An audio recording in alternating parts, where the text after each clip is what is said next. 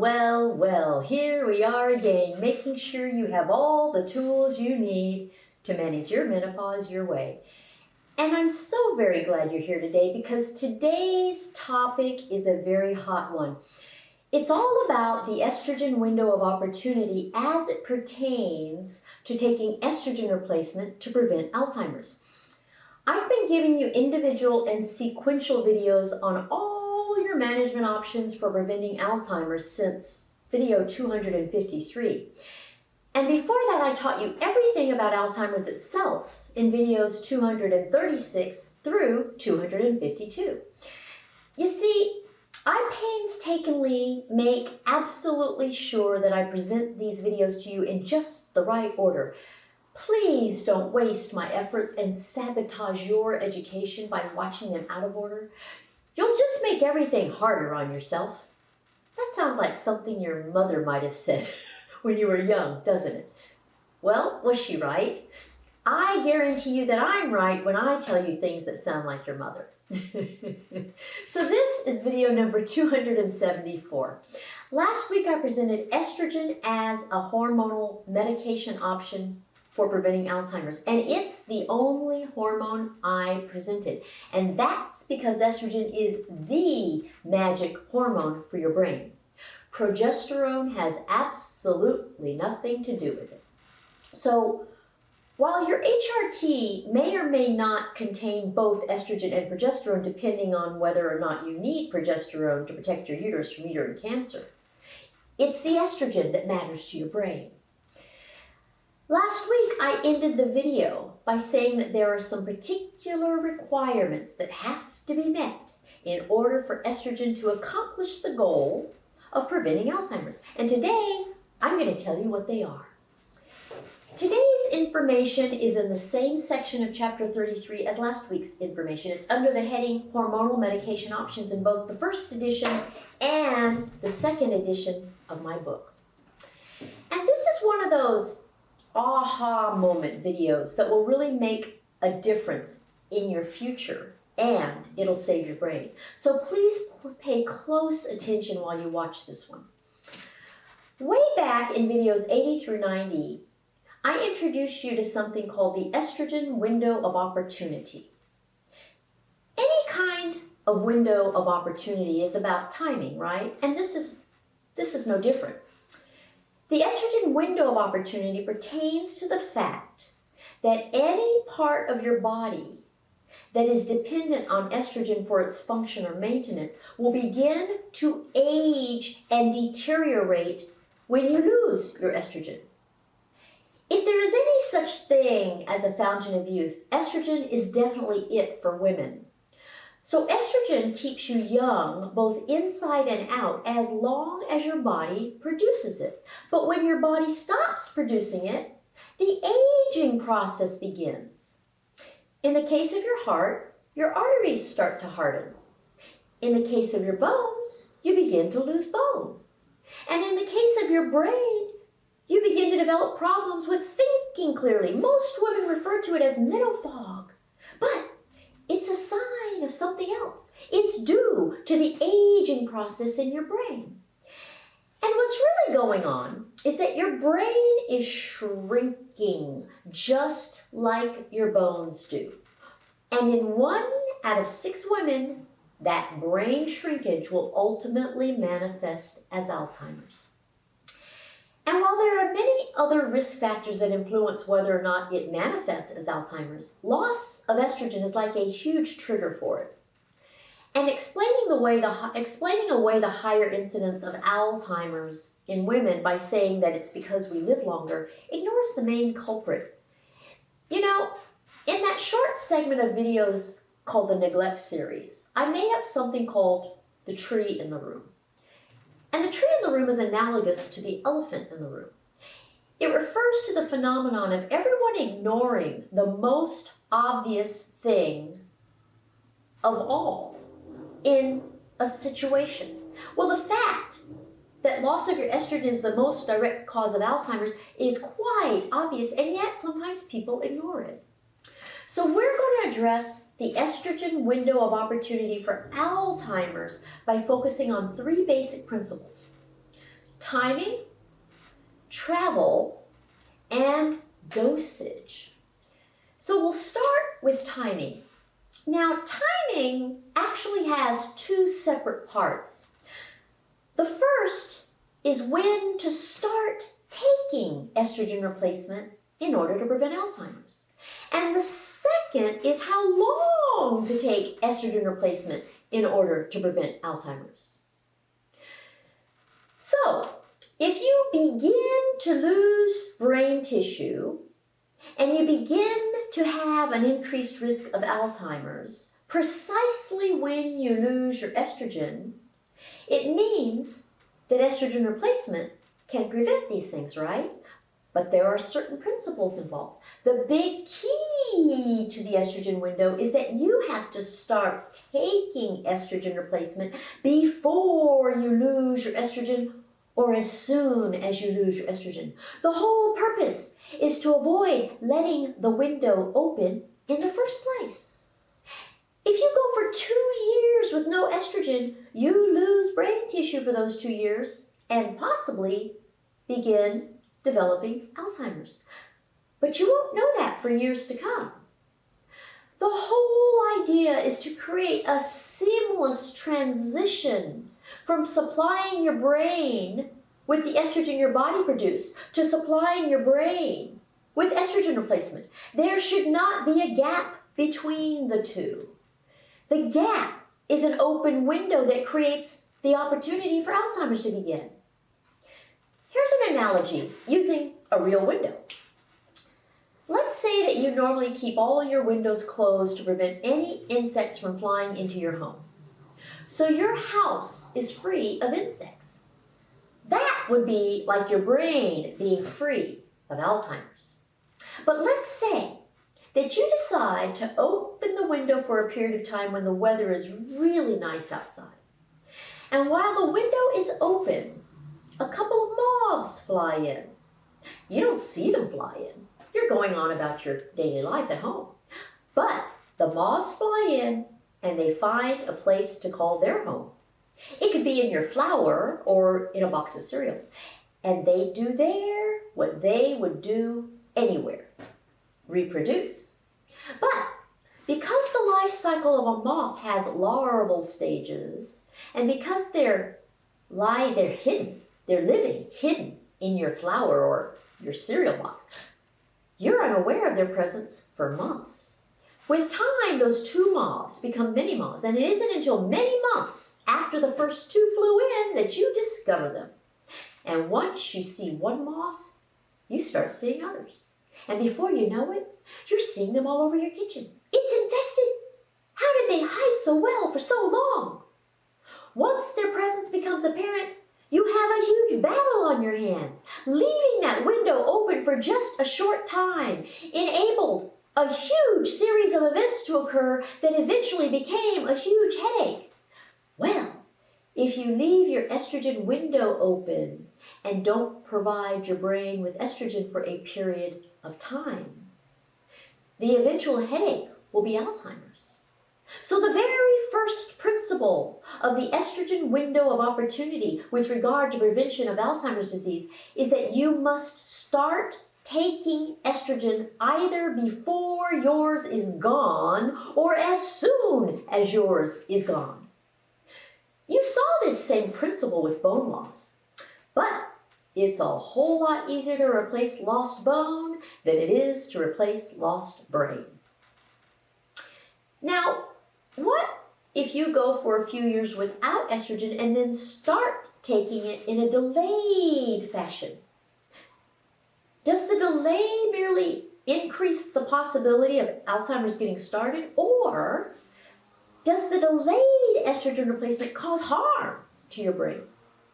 You see, it could be that starting estrogen in a delayed fashion after being without it for a while merely leaves open the possibility for Alzheimer's to get started, even though you wouldn't know about it for years.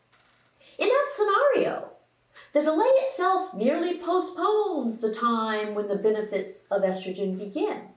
Instead of bridging the gap between your own body's estrogen and the estrogen replacement, you have left an opening. And while it would have been better to start estrogen replacement right away, there's no harm in starting it later. You saw that in the unit on osteoporosis. On the other hand, it could be that starting estrogen in a delayed fashion after being without it for a while actually causes harm to your brain.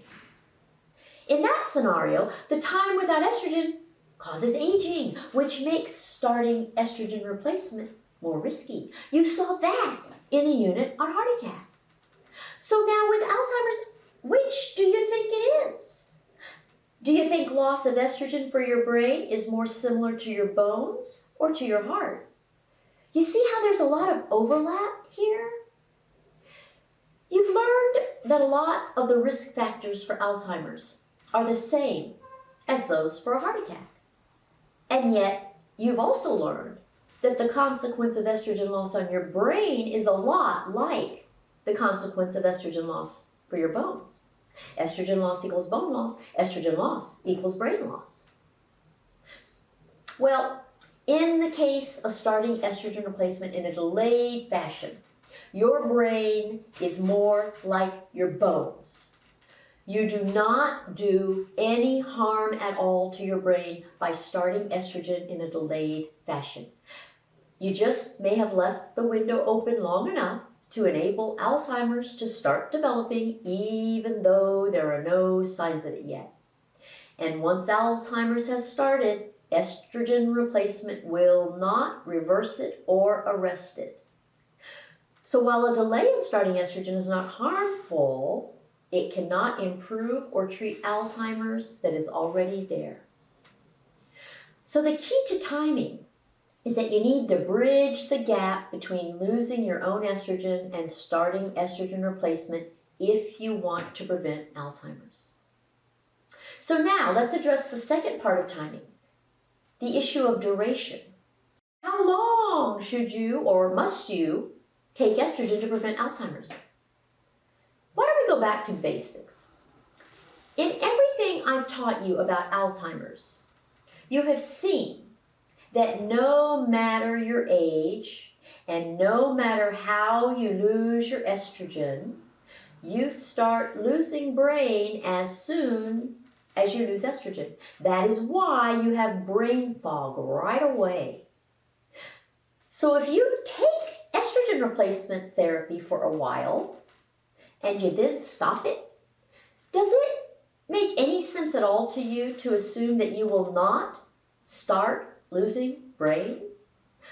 Of course not. Do not apply magical thinking.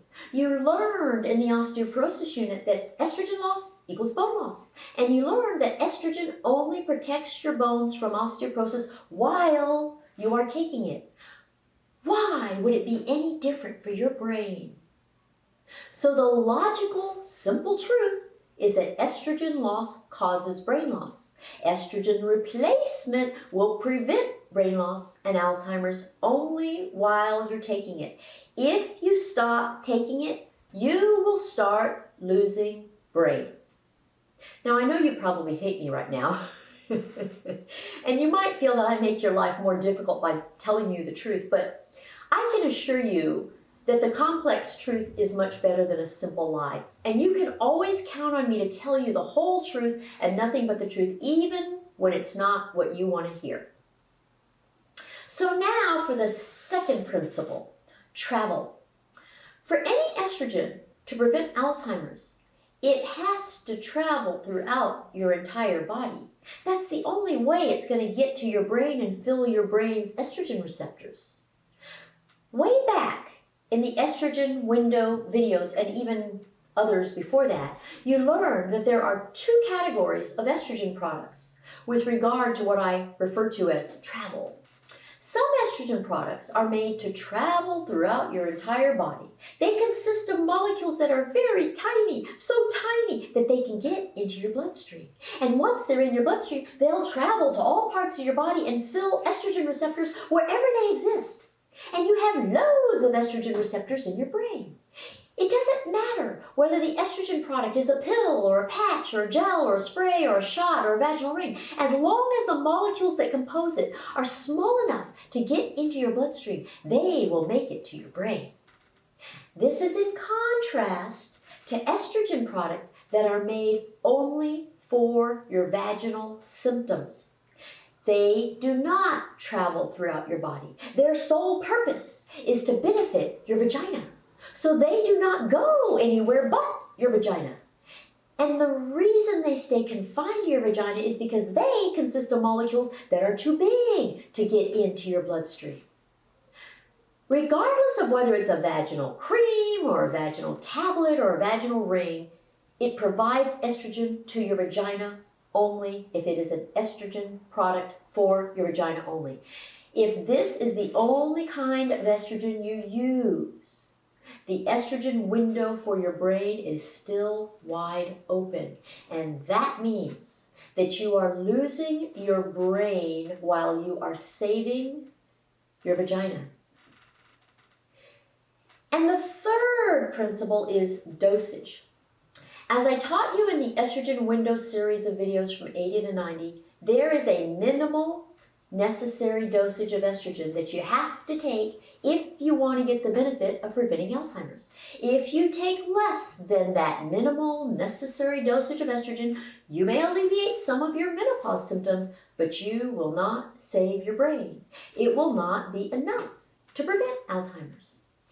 In the previous videos, I've shown you a chart that delineates all the different kinds of estrogens and the minimal necessary dosage of each for purposes of preventing heart attack and osteoporosis. Well, here it is again, this time for preventing Alzheimer's, but the dosages are the same. Notice that this chart does not list brand names of individual estrogen products. That's because the names vary from country to country. But regardless of the brand names, the estrogen ingredients are the same everywhere. So this chart lists the estrogen ingredient that will be in the estrogen products wherever you live. And notice that next to the last two compounded estrogen products, I have added the notation not reliable. And that's because just as is the case with preventing bone loss, you cannot rely on any compounded product to prevent brain loss. Why not? Because they are entirely unregulated. No one can really tell you what's in any compounded product, nor can they reliably determine how much. So don't leave your brain to the compounding industry. Make sure you're aware of these limitations. If you only use compounded estrogen to save your brain, that would be taking a big risk. I guess you could call it confounding by compounding. And I like to point out that these are minimal dosages, not maximal dosages. Somehow women mistake one for the other, and I think most of it is because of fear, but I think it's also due to the fact that there's that loony mantra that everyone hears that goes, take the lowest dosage for the shortest time. It makes absolutely no sense. You just learned that you need a minimal necessary dosage. None of these products will be an adequate dosage if you take the minimal dosage available for those products. They all have dosages lower than what's on this chart. And just before that, you learned that estrogen replacement will only save your brain while you continue to take it. So taking any dosage for any limited period of time is going to result in eventual brain loss. Stopping any dosage at any time is going to result in eventual brain loss. And the same is true for your bones. And could you ever imagine a goofy mantra like this being applied to insulin or thyroid hormone? With every other hormone deficiency, it's very simple. You replace the hormone deficiency for the rest of your life. Why does this goofy mantra exist only for estrogen? So, now you have the whole truth about the estrogen window as it applies to Alzheimer's. Here's a summary of what you've learned today. For timing, if you start taking estrogen replacement before or as soon as you lose your own estrogen, you can prevent Alzheimer's. If you start taking estrogen after Alzheimer's has already begun, it will not improve it or treat it, nor will it cause harm.